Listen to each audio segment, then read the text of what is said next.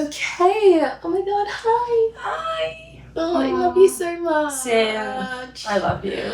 I'm so happy to be here. Wow. Hi guys.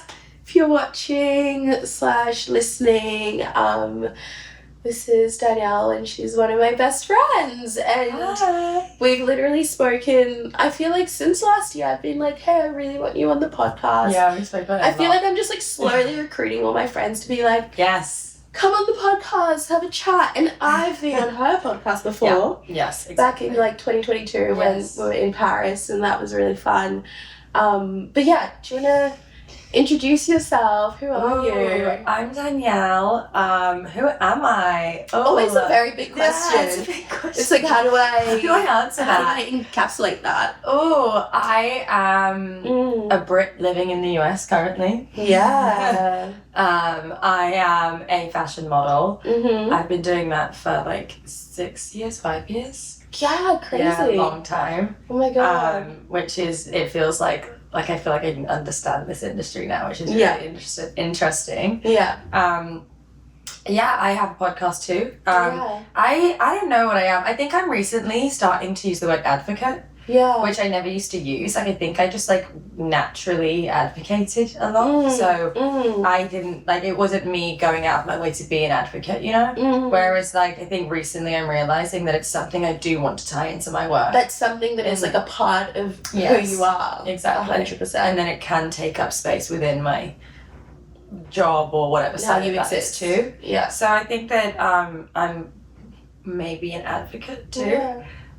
Yeah. I don't know, was that it? No, that was How do you know who I am now? You guys see the full Do picture. you see who it is? Can you picture everything about me? I feel like me asking you that, I'm like 100% that you'd be like, I have ooh, no idea what to say. What is I this was like, I have question? 8 siblings. Yeah, like I feel like it's always so hard. It's like, what do you even say? Yeah. But it's interesting because we met back in 2022 at Australia Fashion Week. Yes. And we were like, I think it was like the Bear Park show. Yes, Bear Park. I think it was the first day, and I'm pretty sure Bear Park was the first show I walked. Yeah. I'm pretty sure that was it. I'm pretty sure. And we were like standing next to each other, and I feel like I've talked about this concept with like so many friends recently that kind of with modeling, obviously there's so many people who do it and there's so many people that you encounter, but there's just like this level of intimacy when it comes to the job and like other girls that you meet or other people that you meet that like immediately you just kind of, it feels like you can just kind of like go past the bullshit and just like literally I could meet someone and we could start talking about like our deepest, darkest secrets and our feelings, our insecurities, our wins and whatnot. And that's how it felt like with you. And so quick. And definitely it's not like I get that with everyone, but there was just like, I feel like when we started talking, like when I met you at that show, immediately we just started speaking about our experiences straight away, being like brown girls within the industry, whilst we were like getting changed, literally naked next to each other. Like in the midst of everyone shouting at us, go here, models this way, half of the models are naked. I'm sat here being like, photographers, get out, the models are naked. Literally. And then talking and being like, oh wait, so how long, so you're from like London and all of this stuff. We did side chat, and I actually think that that's something that I think has always been present in our relationship is I think we've always held space for each other as a person of colour. Like I feel like I can speak when something happens, I can be like, Sin, I had this experience, and I like, you know, and I feel like vice versa. Like I feel like we sit and we have those conversations, and I'm not sure everybody, especially like in the space we met, was having that, or even just acknowledging it, or like making, or like even just kind of being in solidarity as models and being like, at least you and I are not going to be comfortable with this treatment or this and that, and it makes it safer for us and other people of colour. And I think that's something that I love about our friendship, is I think that I personally feel very safe in that space, you know, with you. So I think that's always been something that, like, the fact that from the day one we were to talk about that, like, I love that. Like, I love that we've always been like, yes, we will hold that space. Yes. I definitely think something for me back in like 2022, like meeting you and like moving to a new city and just like new experiences, that 100% I've had like, you know, so many conversations about like race, about, you know, being a woman and like subject matters that I'm really interested in. But I felt like, I don't know, like I think sometimes like growing up in Australia, and especially you become so accustomed to being like a minority, and you become so accustomed to like, you know, certain ways that people speak to you and whatnot. And then it was kind of like when I would relay my experiences and for you to kind of like validate those or be like, actually you're not crazy, you know, the reason why you're acting this way is because you've grown up in this environment. And it kind of felt like it was weird, like it felt like this moment where like not like something was taken off of me, like as in like a cloth was taken like off of my eyes, but I think it was just a moment where I just like really like felt seen and felt like more comfortable to be able to like bring up those subject matters and be like, actually wait, no, like I'm not crazy. And especially I feel like you growing up in the UK, like such a different environment, obviously like so much more mixed compared to like coming to Australia, but then you had like such a different perspective. Anyways, that's such a truly. Actually, let's speak about your childhood, which I feel like is very with my childhood. Hi, guys. Like what was your childhood like? Which I feel like that's very hard to. It's a big question. Narrow down. I actually have been trying to think about how I would describe that recently because it's so all over the place. My childhood was difficult. It was a lot. It was, you know, I grew up in foster care with I have 8 siblings, but we didn't live together. I lived with one of my siblings. And so I was like a part of a very big family, but I lived with one brother, which was a very weird feeling, you know? And my mum was always in my life. Like I've always known who my mum is. That's just like being normal to me always.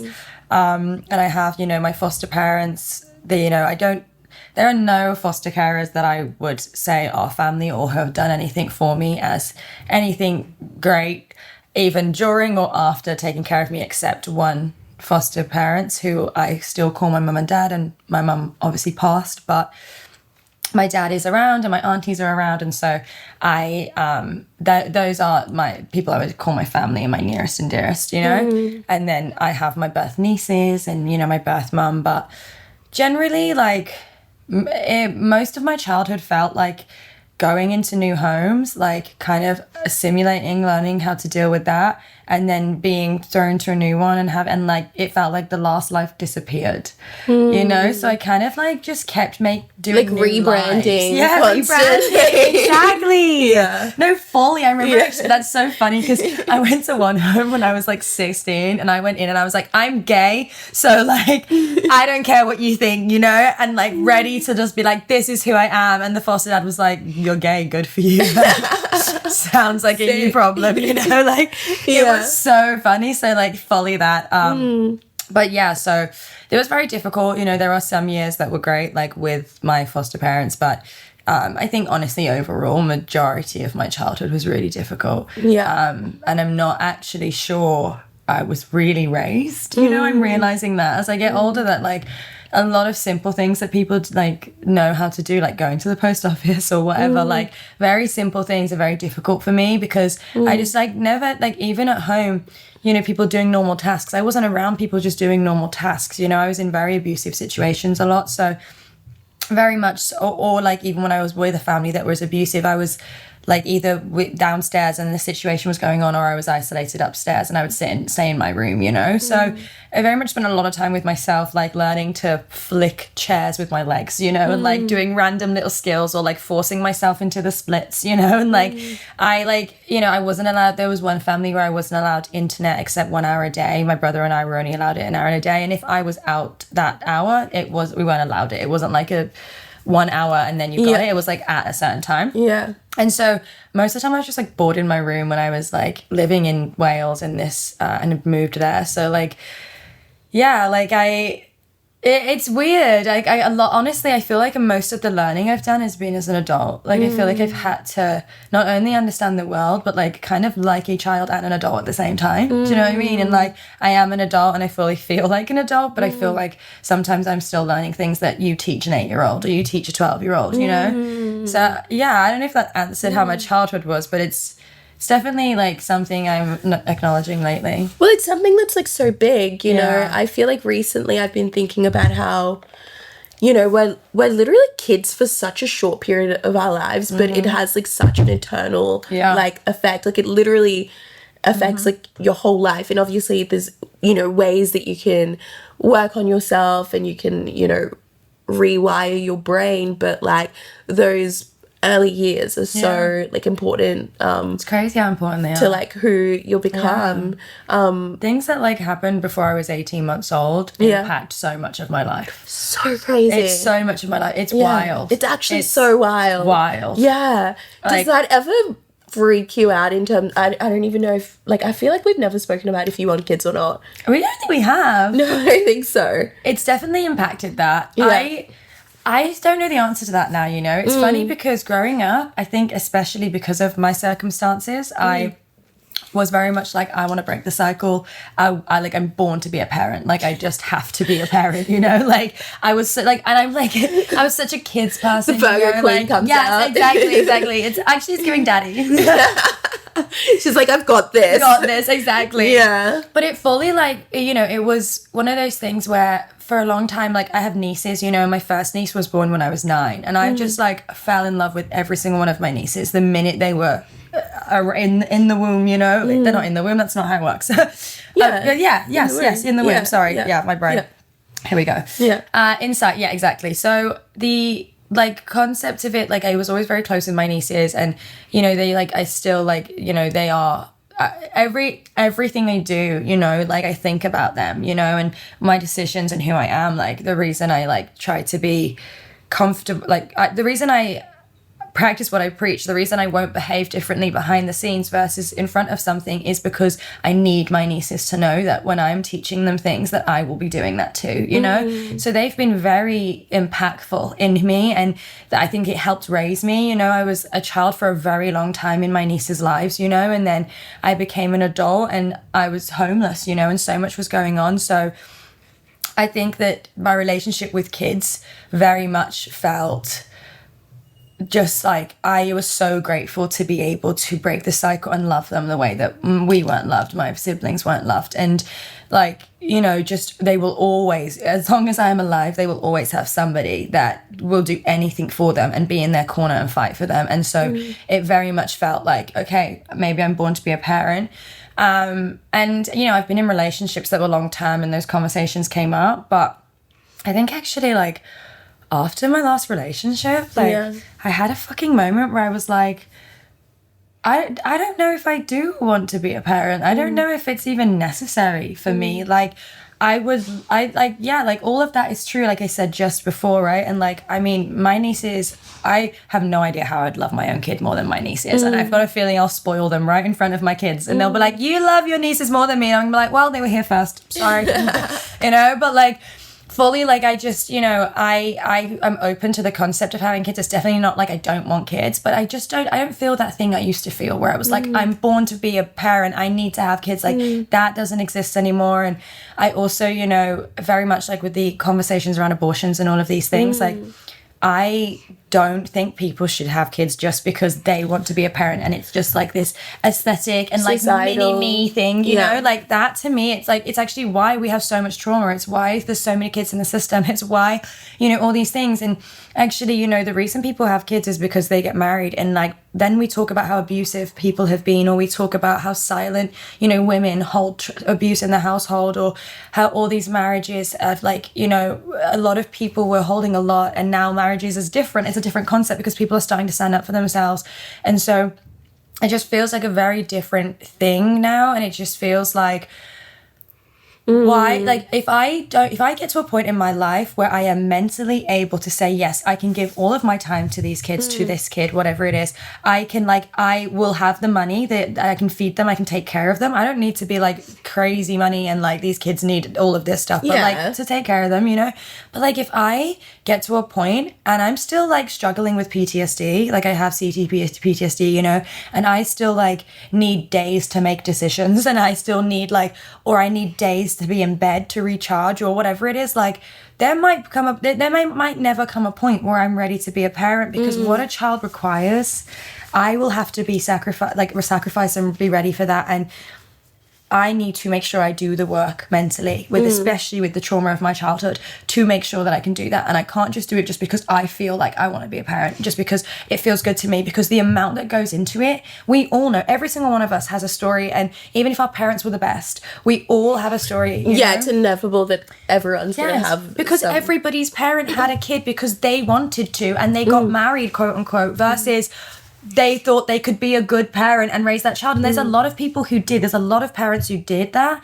But most of our parents did it because they met the person, or they didn't, and they ended up single or whatever else. There's like really two stories from our parents' stories. You know, there's like not really like, you know, on the sad side, not on the other side, you know. And I think that like, yeah, for me, a relationship milestone is not the reason you should have kids, because why does your relationship milestone have to do with your ability to parent, you know? Yeah, 100%. So those things don't add up together. If I meet somebody and they want to be a parent and like that's really important to them, like I know that I want kids enough to be like, cool, let's evaluate this. Am I there? I would love, let's do that. But if I meet somebody that doesn't want to be a parent, I don't think it's a deal breaker anymore. And I think it used to be a deal breaker. Yeah, I think that now, you know, especially as women and now like being in our 20s, that the conversation has just like changed so much. And I feel like it's a positive thing that people are being more like intentional of being like, what role am I gonna play as a parent, and how,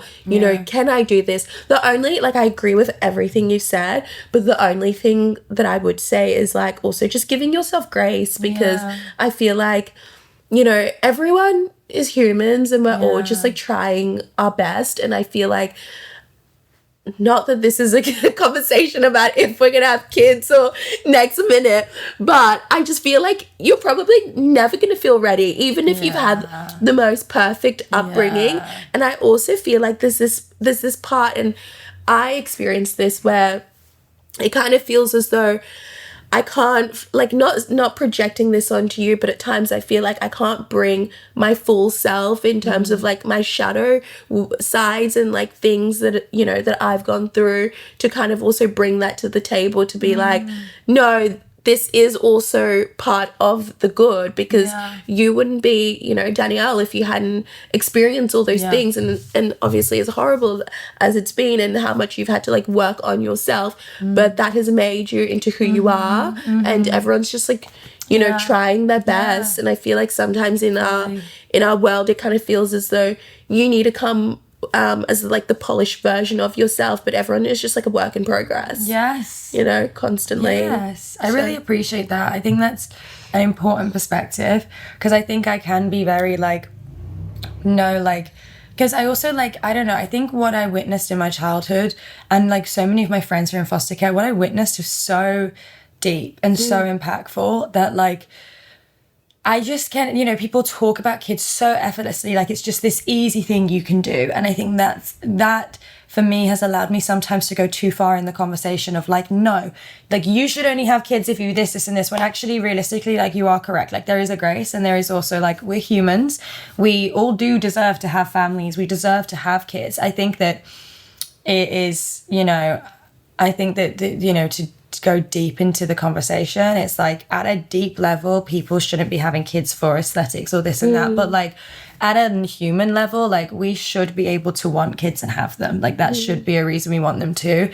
And I do think it is important to give that grace. And you know, I know I'd be a great parent, you know, like you would. I think so. I mean, I love my nieces more than anything, and like you know, and my best friend's nephew and nieces, I love them, you know, and like I just like, I don't know, kids for me, like they're just healing, you know, like they're just healing. So healing. And I like just feel like so much of my life happened so that I can, whatever the fuck, what reason it is, but it feels like there's space for me to use my upbringing and break the cycle and allow space for growth, allow space for healing. And I can be a person that for my nieces that I never had, you know, I can be a person for my friends and family's kids that I never had, and for each other. Like the lack I had in my upbringing also is the reason I pull up to the table with my friends, you know, like if I notice I'm lacking in a friendship, I don't sit there and think, oh, it's okay, I'll pick it up in 6 months and deal with it. Like, I realize the impact of somebody feeling unloved, you know. So if I can now register, dumbass fly, it's been here. Oh, it's moved in and I've had enough. Taking up space. We're always talking about taking up space, not this fly. If you're a fly, this is just for you. Keep scrolling if you're not. Okay, if you're a fly, stop taking up space. I'm dead. Enough. But yeah, I do think that, I think it's made a difference. It's helped, and it's something that I think could be used to actually help create a better future. And the kids just are the future, and they just are kids are incredible. Kids are the best. You know, my nieces are the best. I know I shouldn't be here to gloat, but I have a niece who is now 16, but when they were 11 or 12, they were pulling up to their fucking school being you guys don't have disabled access, you know, you guys don't have this and this. Okay, let's do it, let's figure it out, you know. My nieces, the conversations that they bring up to me, oh my God, it makes it really does make everything feel okay. And if this is the future, we're gonna be okay. And I do think that that's part of our generation. We are raising them and allowing that space, and it's you know, those who came before you are just as important as those after, and everybody needs to be held in that. And so I do think that, you know, it's beautiful that they can do that, and those who came before them have created that for them. So I really find it so special that especially through my nieces, I'm watching that change and that progress. And that just makes my childhood worth it. You know, I can go through my childhood if I know that we're making a better future, right? That we're not normalizing abuse. We're not normalizing these things. We're taking care of kids, taking care of people of color. We're taking care of, queer kids, queer trans kids. We're making sure that this is something that we speak about and that we make prevalent, and that queer kids are safe. I mean, queer people should be safe in general, but we should be prioritizing. Do you think that the fly died? Did it? My zapper's on and it just made a noise. Oh my God. Maybe that's what I needed to do. Just say it out loud to the internet, and it killed my fly. Thanks guys. Yeah, anyway, all of that to say that I mean, I love kids, and I don't know where I'll be. I'm sure at the end of my life I'll be that was correct. That was exactly right. You know? But I haven't got a damn clue what it's going to be. And I know that I'll be happy. You will. I know for sure. Do you want kids? Yeah, I do. You do? Wait, tell me about you. Do you? How do you feel about it? Yeah, 100%. I think especially this year it's been really weird, even though I'm so far from having kids with everything that's happened in my life, but looks out to the abyss. What's that? Yes, very far from that. But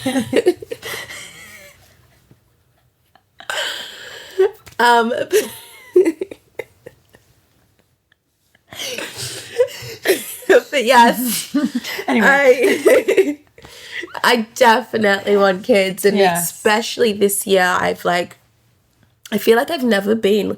I don't know if this is a universal terminology, but clocky.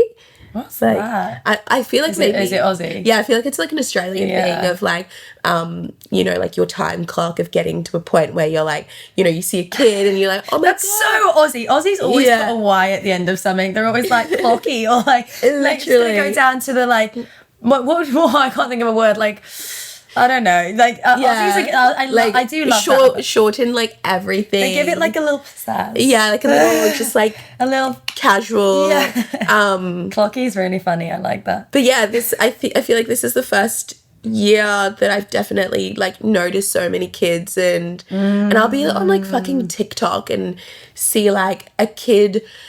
Just so many videos, one of those feel good ones of a little girl and her she's at a restaurant with her dad, and everyone around her starts singing happy birthday, and then she runs to her dad and starts crying from happiness. That I just watched that and I'm oh my gosh. So but I think I've always known that I've wanted kids, and but it's just crazy, you know, the thing that we're talking about of I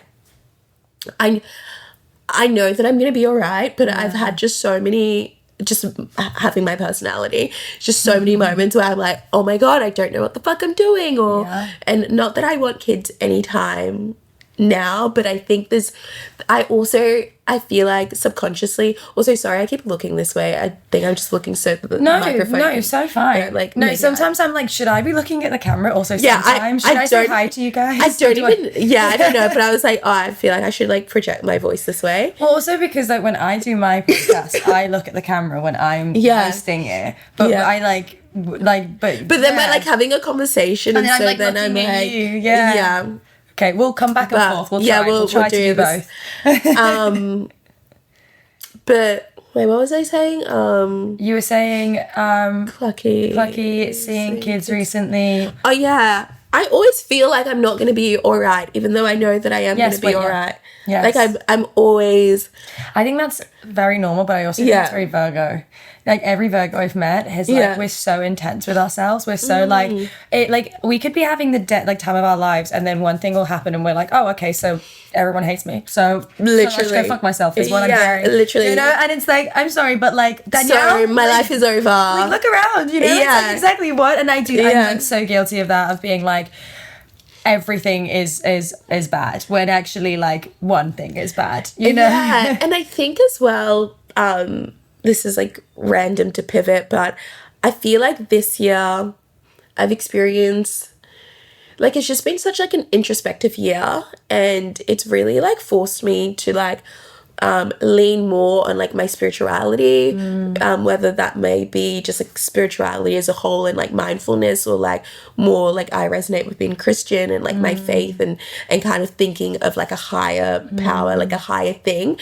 But in so many ways at this point in time, I'm like, wait, how is this all going to come together? You know, like there's just so many different pieces and so many different things that have happened and so many ways that I've had to like, you know, look back and be like, wait, I thought I had healed from this particular thing. And I thought that I'm this particular person now. And then something's happened and I've been like, oh wait, I actually have so much more work to do. And then in other ways that I'm just like, everything is so all over the place that I just don't even know.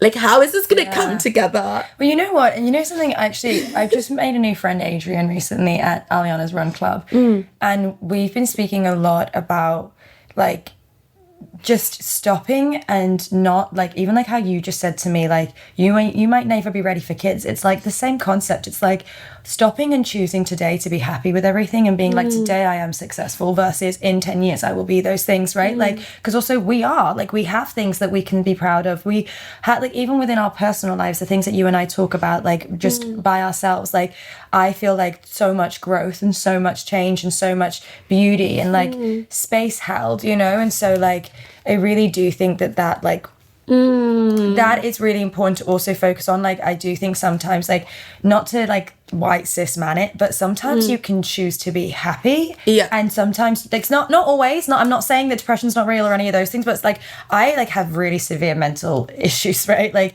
that's with the wrong terminology, but I do. That's not the terminology. Don't say that about anybody, you know. That I'm saying that about myself, but like you know, I have a lot of disorders and I have PTSD, I have depression, anxiety, I have like so many things, and I'm autistic, you know, but like at the same time there are days where like a lot feels heavy or something's going on in my family, but you quite literally do exist and you are my best friend. That's still real. Like my best friend Olivia still exists. She's still real. Like the goodness that I've seen in my life is real. My nieces, the things that they do is real. Like everything that brings me joy is still happening, is still breathing, is still going. And sometimes in the midst of chaos, I do have to sit to myself and be like, Danielle, today you're going to have a fucking good day and you're happy. And I skip through the road. I notice the colors. I like the flowers. I like really like small, like I'm the kind of person that picks up on really small things, and it's because it keeps me happy. You know, like doing that, noticing flowers, not caring about being, you know, excitable versus like trying to keep my posture versus blah, blah, blah, blah. Like being able to live in my childlike self and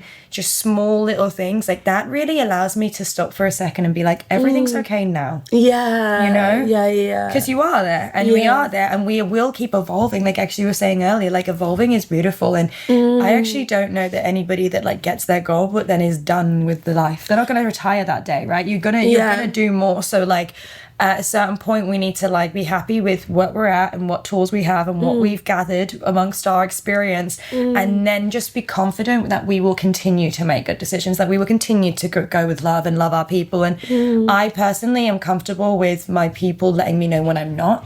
So I know that like I'm learning now. I'm really learning to trust myself and trust decisions and stick with it, because I also now trust that I have surrounded myself with people enough that if I can let go and move, because they will pull me up. You know, I don't need to always be pulling myself up. Like I can trust myself. I'm okay, and my people will. And I'm also not crazy. I'm not insane. Like not insane in like a mental way. Like insane of like I just feel like doing something for funny, or feel like being crazy with someone's feelings. Like I'm not like that. I'm not you know, heartless or thoughtless. And so I think that, you know, when you are this person, like you can trust that, like, you know, your intentions are great. You're fine. You're not moving around. You're not just throwing random terminology out to see if you can get a shock. You know, like you move with love. So I think that that's something you can trust. Yeah, something we were talking about before off camera. Wow, that sounds so serious. It does sound so serious.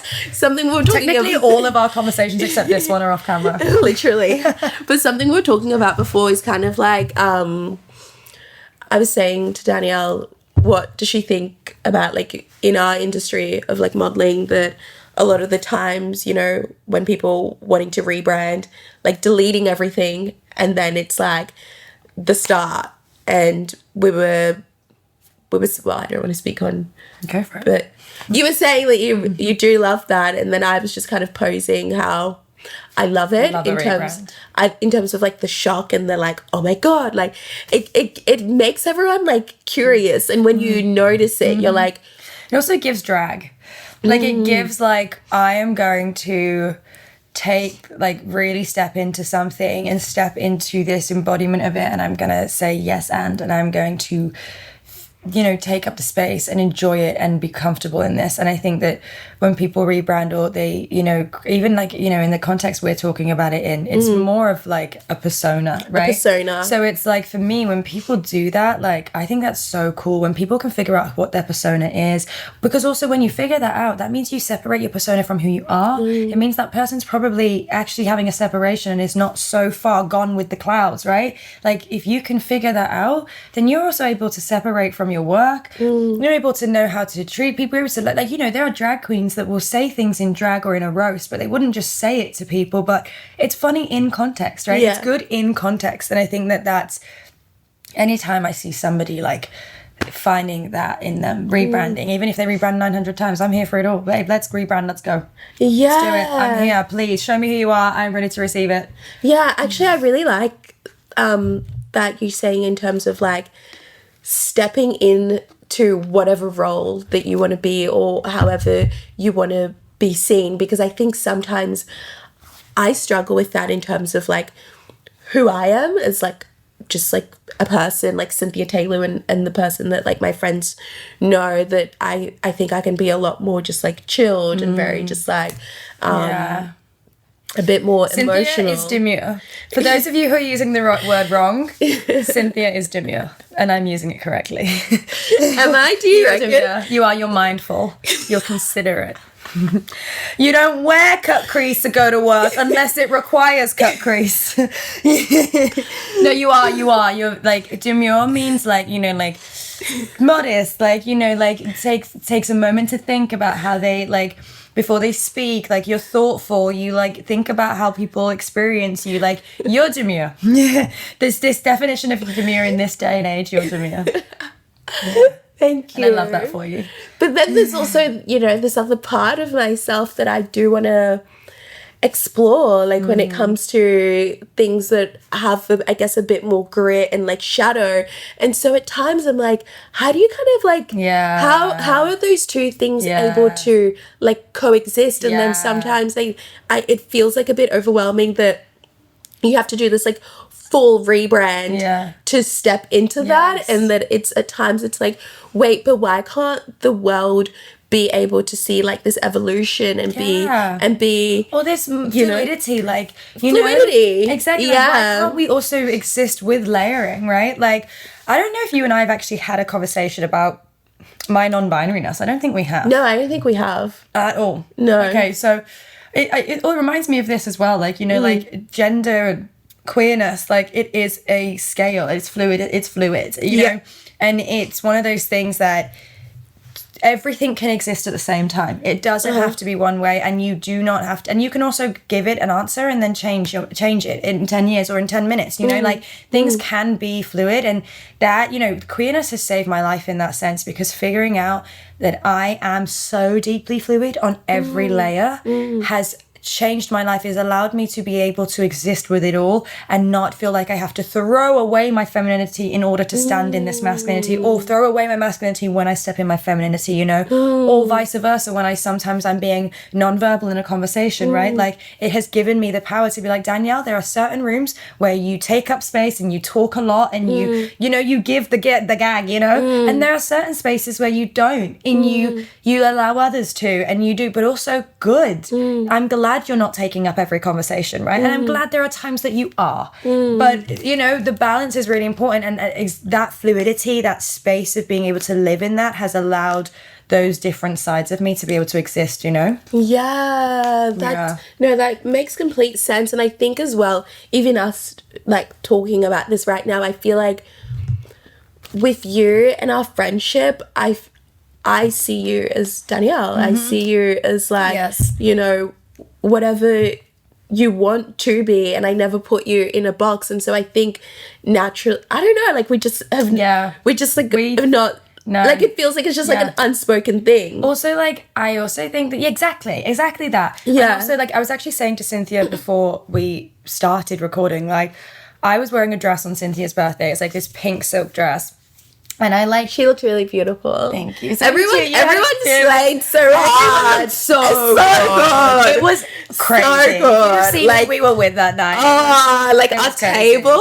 Our table was and those photos. And then also Saskia was wearing her own dress. Oh, so that cool. was Our crazy. friend Saskia has her brand called Mama, M-U-M-A, and she was like yesterday at the dinner as well. She was wearing this 3-piece. It was like bedazzled, like see-through trouser with a top and then a matching coat. Oh my God. And I literally was like, Sass, please can I just put that coat on for a second? And I lived. I was like, so cool. Yeah, everyone amazing. Understood the assignment. Yes, understood the assignment. Yeah. They turned up. So anyway. But yes, you were wearing a pink dress. I was wearing a pink dress, and like I recently have been really struggling being feminine. Like I've started using they them pronouns, which is also something we've not discussed. I haven't actually even told you that, I don't think. So if anybody thinks that Cynthia's misgendering me, she isn't. I've never said that to Cynthia. Yeah. Until like 30 minutes ago. Also, one thing I'd like to preface is we have a long distance friendship. Yeah. And when we catch up for 6 hours and still don't say anything. Literally, when I was in Vietnam and we called that night, we literally spoke for like 3 and I didn't hours. Tell you so many things. Yeah, I kid you not, like 3 hours. Like we're just like, and the whole time we're just like,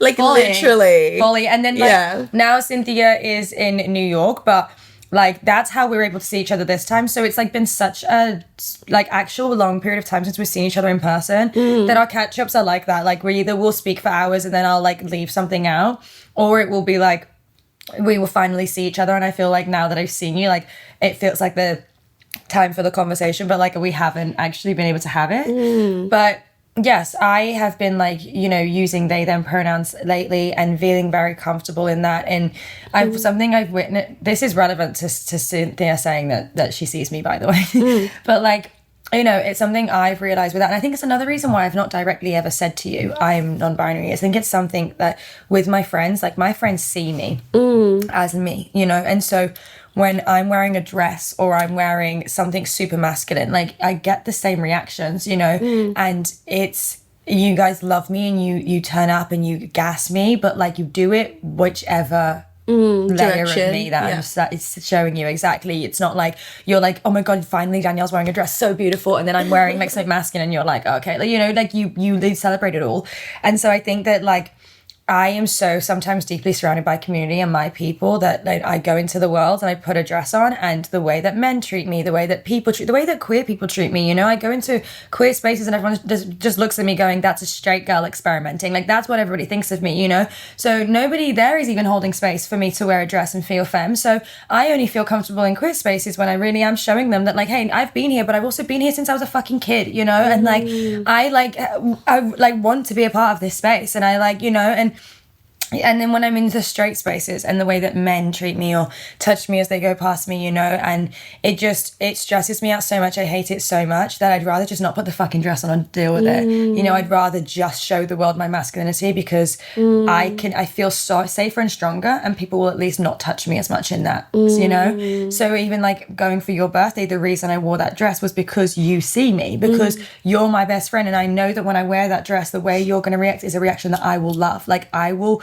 be seen by you, be seen by Charisse, be seen by, you know, our people, versus going out and now knowing everyone's going to treat me like this little girly pup, which also, by the way, like, there's a girly pup in me somewhere, you know, but like I can play with that. Like, we love all of that, but also like I don't know, like the feminine side of me, actually, I recently realized, I think the feminine side of me feels like a drag persona. Yeah. I don't know if it feels like me versus something I put on and play with, you know?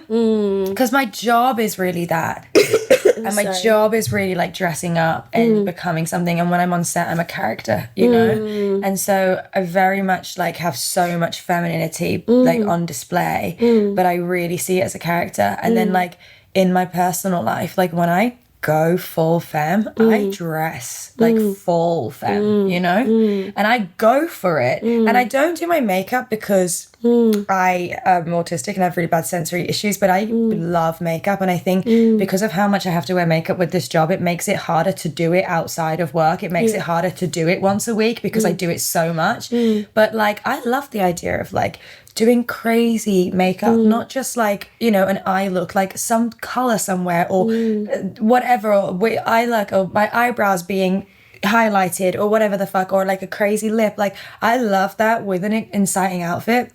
But because I have always struggled for people to see my femininity, I've not been able to fully express that. And I'm realizing recently, I'm like, oh, I think the femininity for me is a persona. I think it is like a drag persona. And like, I never identified people with wombs being able to step into drag in a feminine way. But I think I'm like really starting to be like, I see that side of me being very eccentric. Like, look at that fluffy fucking robe I have, you know? Like, the things I buy are very out there. And like, yeah, like I think that it's like a persona. It's like a doll to me. Like, she's like this little thing that I can make pretty, you know, and darling, and take up the room and loves herself, and is very much like, you know, like the model in me is like so confident, oh my god, yeah, you know, so like bitch, like not bitch, but like, you know, bitch. but bitch, like very that, and very like it's, and you know, it's very, I'm different at work to I am off work. Oh yeah, 100%. You know, and nobody who doesn't work with me would ever know that. Yeah, 100%. So, and I think that that's what's really interesting is like, oh my god, like, oh, I think that is making me realize with my gender, with all these different things, like all of that feminine side, I say persona, and I like that. That's so interesting. I have so many things to say. I feel like knowing you, like when you talk about the, you know, persona of like our jobs, and I've, you know, spoken about this with other people, that there's always like a level of performing, of whether you are shooting, whether you're on the runway, but then also not saying that you're like performing with the people around you, but there's also a level of like when you get booked for a job, you want to make sure that, you know, you're creating relationships, whether it's with like the makeup artists, the photographers, and you know that's a level of kind of just like holding space, because as the model you're kind of like in the center, and I feel like someone like yourself, that like when you meet Danielle in person, you give so much, like you're such like a present and giving person, that I think we don't have to add this into the podcast, but like then when I was like living with you and seeing when you were just like in your space where you could just kind of relax and whatnot, I switch off. That I kind of realized, I was like, the amount that you give, it's so draining. It's so much that it's like it's a lot. And I feel like kind of in that period that you were like figuring out how are you able to like come and give so much to people, but then also look after yourself. Yes. And I think that in ways that those two things were kind of like combating. Oh, that was a struggle. You know? Yes. I think that's really important. Like, actually, when I was living with Cynthia, like there was so many layers, you know, like I was working like every day and I was also like the jobs that I was doing were also so physically demanding. Also, our job, you know, like I don't know what people's knowledge of my job in particular is, but if you're a model, you kind of have to be switched on all day, every day. There's all the no time off. And you know, even when you're in the makeup chair, like you have to, you know, I'm going to have respectful to the people around me. I'm going to put my phone down and give them my face so they can do their job, you know, unless I need to message my agent or I need to do something, right? But like generally, I'm present so people can do their jobs. And then, you know, even at lunchtime, you know, I will sit down and people are still coming over and touching my fucking hair. And I'm like, fucking hell, I'm just trying to eat, you know? And like you have to give so much energy to everybody around you. And if the model for a second is off, everybody's off. Everybody feels it. It becomes a thing. And you just have to, from the minute you go to set to the minute you leave, you have to be on. And like, I think even growing up in foster care, like, my home life was so difficult, but we live in a society where you don't go out and talk about that. No. So I learned to grow up and go to school, and I didn't know that I was struggling. I didn't know that I was suffering in so many ways. So I was just trying to be a person, right? So, and then I was going home and going through those things, but they didn't exist together for me. It felt like very separate, even though they were existing together. And I've recently realized, you know, I'm autistic, and it's one of those things of like, realizing that none of that makes sense for me. Like I've always kind of been raised to separate and give a lot to people and then go home and breathe and do it that way. Like I don't know if I don't know. Yeah. Like I think it's just natural to me. I don't know how to go to set and not give them my all. I don't know how to go to places and not love the way I do, and I don't know how to pull that fully back, but and it's a great and a bad thing, you know, like and it's definitely something I understand now. I mean, I said that I didn't know, it's definitely something I understand more now, but like especially then, oh my god, you know, I was working every day and like also we are so close that I was so fucking drained that because I'd spent so long, literally once I got home I would just be in bed and I would be tired. Like I just then also was like autistically like overthinking things and being like, okay, now like I knew that I wasn't like, it wasn't a roommate, it wasn't somebody who didn't know me or somebody who we were just going to go past each other every time we saw each other. Like I was so excited to live with you because you are my best friend. So it was like, this is going to be really fun. And once I realized that I didn't have the capacity for anything outside of what I was like literally doing like at work, I also then felt bad, and I also then was like, okay, I don't have I don't have it for the conversation.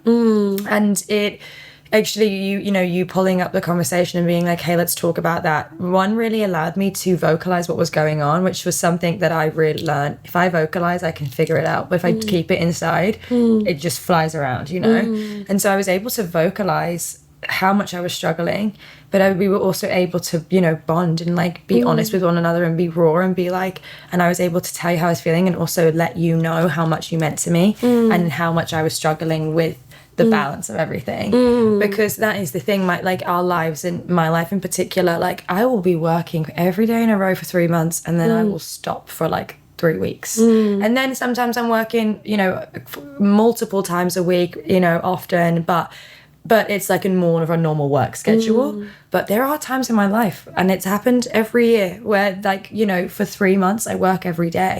And it's beautiful. It's nothing I'm complaining about, but it takes over. When that happens, that's all I can do. Yeah. You know? Yeah. The only reason I bring it up was just because I think as well, that was also like just a really like a learning experience for me, because it's this thing that, you know, whenever we talk about like mental health and just like people, that I feel like everyone goes through things, but you only see, like, I felt like I just had such a deeper understanding of who you are after living with you and actually realizing how much you give, that I feel like a lot of the times you kind of like sometimes can put yourself last, and seeing it in that setting and kind of seeing like the aftermath of like giving so much of yourself, but then having to kind of like come back to yourself. But then also I feel like in society that a lot of the times that, you know, people, I don't know, like it's all just like perception. Like you just see like such a small snippet, but then you don't actually really know what someone is like experiencing. And you know, in some ways you can see someone just like being like, I feel like you are definitely someone, you walk into a room and you have like such a presence, like you notice you like immediately, and like you just have like such an incredible energy.